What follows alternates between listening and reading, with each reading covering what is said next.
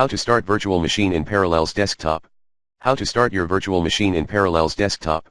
You have successfully installed Windows Virtual Machine as described here, but cannot find a way to start it. Double-click on Shortcut.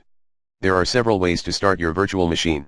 If you have a virtual machine shortcut on your desktop, just double-click it, Start Virtual Machines from Parallels Desktop application. Make sure you have Parallels Desktop running. Find it in the dock, or in Launchpad, or in Spotlight, or in the Applications folder.